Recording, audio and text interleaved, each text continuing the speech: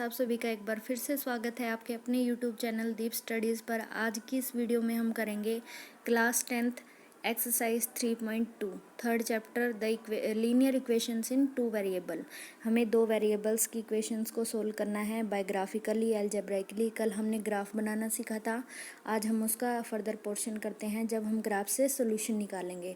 So our first question की statement के लिए हम देखते हैं।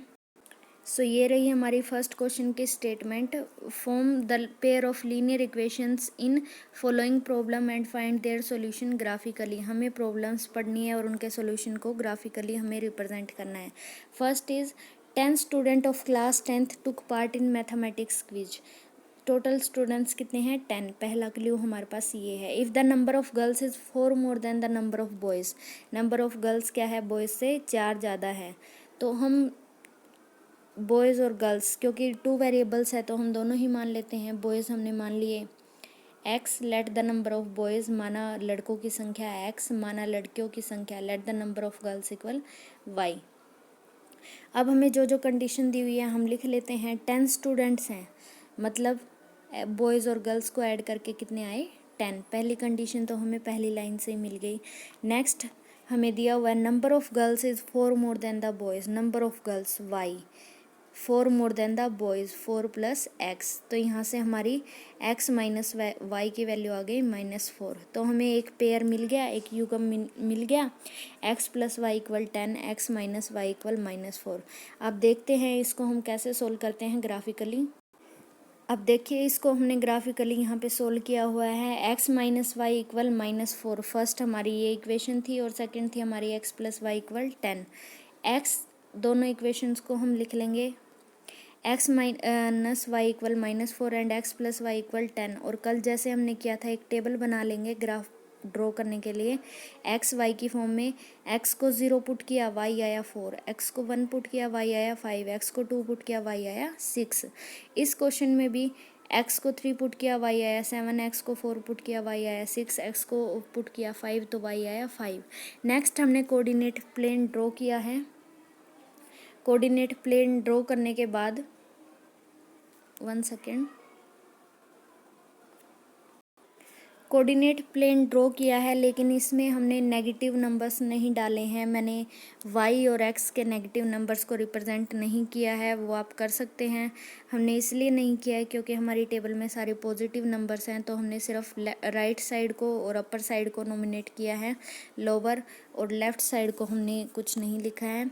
देखिए अब हम टेबल ड्रॉ करते हैं। x की वैल्यू 0, y की वैल्यू 4, x 0 एंड y 4, ये रहा हमारा first point. Second x 1 and y 5, x 1 and y 5, x 1 and y 5, ये हमारा पॉइंट आ गया। थर्ड x 2 एंड y 6, ये हमारा पॉइंट आ गया। तो ये हमारी फर्स्ट लाइन हो गई, कौन सी? x minus y equal -4। ऐसे हम सेकेंड लाइन ड्रॉ करेंगे, x plus y equal 10, x 3 y 7, x 3 y 7, ये पॉइंट हमारा आ गया। सेकेंड x 4 y 6, ये हमारा पॉइंट आ गया। x5 y5, ये हमारा आ गया। तो ये क्या बन गई? Straight line. अब हम इस लाइन को आगे ज्वाइन करेंगे तो हम देखेंगे ये दोनों यहाँ पे इंटरसेक्ट करती हैं, और जब भी लाइन इंटरसेक्ट करें तो वो उनका क्या होता है? सॉल्यूशन। दो रेखाएं जहाँ प्रतिच्छेद करती हैं किसी ग्राफ में, वो उनका क्या होता है? Common solution. और ये पॉइंट जो हमारा है वो कौन सा है? 3 7। आप चेक कर सकते हैं 3 7 इसको भी सेटिस्फाई करता है, इसको भी सेटिस्फाई करता है। सो बॉयज़ का नंबर है 3 और गर्ल्स हैं 7। तो हमारे पास नंबर ऑफ़ बॉयज़ आ गए 3 एंड नंबर ऑफ़ गर्ल्स कितने आ गए? 7। नेक्स्ट क्वेश्चन की हम स्टेटमेंट देखते हैं।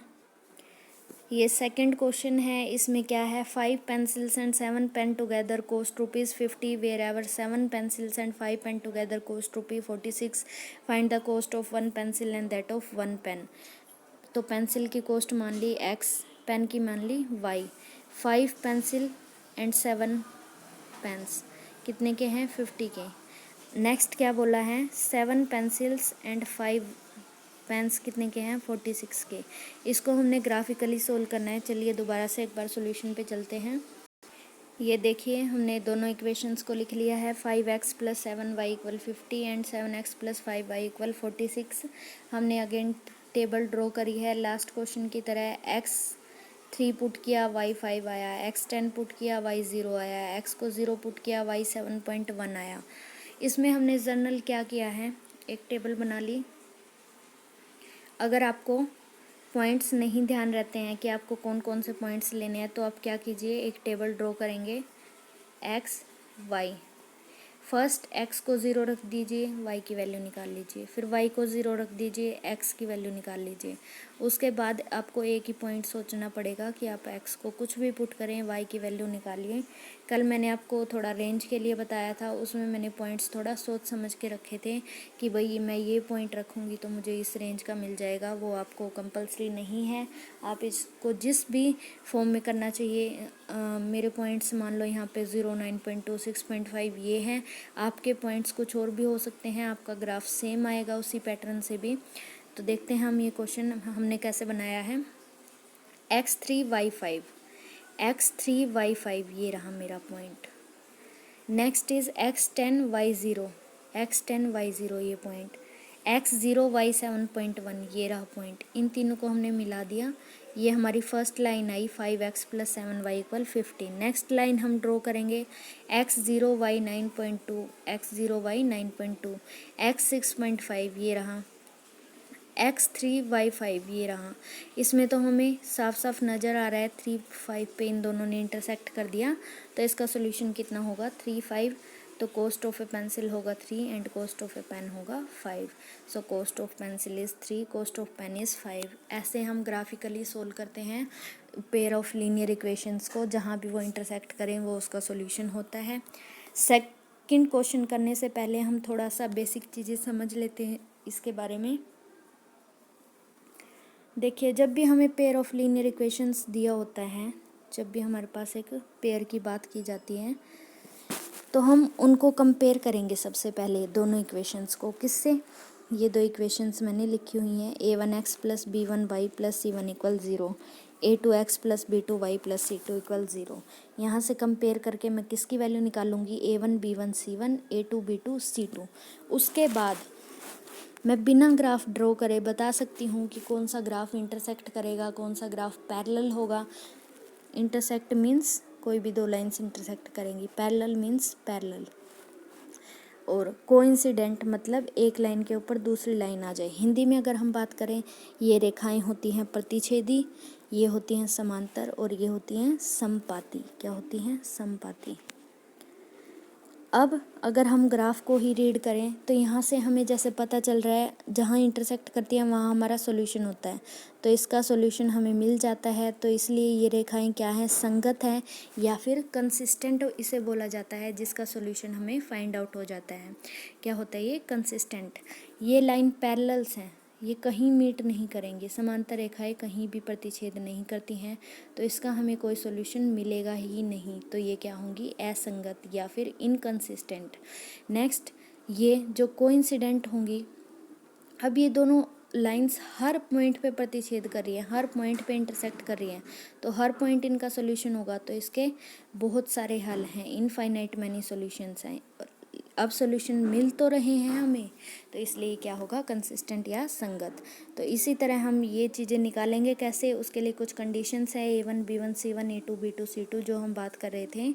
हम a1 b1 c1 कंपेयर करके निकालेंगे, a2 b2 c2। उसके बाद हम फाइंड आउट करेंगे a1/a2, b1/b2 एंड c1/c2, और उन पे कुछ कंडीशंस है जिनके अकॉर्डिंग हम लिखेंगे। वो कंडीशंस मैंने इस क्वेश्चन में एक्सप्लेन करे हैं, हम सीधा यहीं से देखते हैं।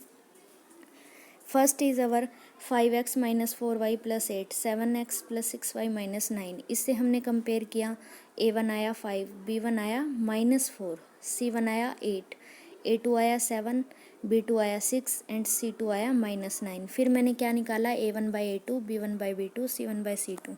ये मेरी तीनों वैल्यू है। देखिए, इन तीनों में से कोई बराबर नहीं है, कोई इक्वल नहीं है। तो जब भी मेरा a1/a2 not equal to b1/b2 आ जाए, तो लाइंस कैसी होंगी, इंटरसेक्टिंग होंगी या प्रतिच्छेदी होंगी, और उसका एक यूनिक सॉल्यूशन होगा या फिर अद्वितीय हल होगा। तो हमें इतना ही बताना था। सेकंड पार्ट हमारा क्या है इसी क्वेश्चन का। सेकंड पार्ट में हम बात कर रहे हैं 9x + 3y + 12 = 0, 18x + 6y + 24 = 0। Compare करके हमने A1 निकाला 9, A2 निकाला 3, B1 निकाला 3, C1 निकाला 12, A2 18, B2 6, C2 24। अब कर दीजिए बाय में A1/A2, B1/B2, C1/C2। सबको देखिए कैंसिल आउट करके 1/2, 1/2, 1/2। जब भी ये तीनों सेम आ जाएं तो हमारी लाइंस कैसी होंगी? कोइंसिडेंट, क्योंकि हर पॉइंट सेम है तो ये क्या होंगी? लाइंस कोइंसिडेंट होंगी या फिर संपाती होंगी और इसके इनफाइनाइट सॉल्यूशन या असीमित हल होंगे। इसके लिए आपको बुक में एक टेबल है, वो मैं आपको शो करूँगी अभी। देखिए ये चीज़ें आप यहाँ से नोट डाउन कर सकते हैं। Intersecting then A1/A2 is not equal to B1/B2।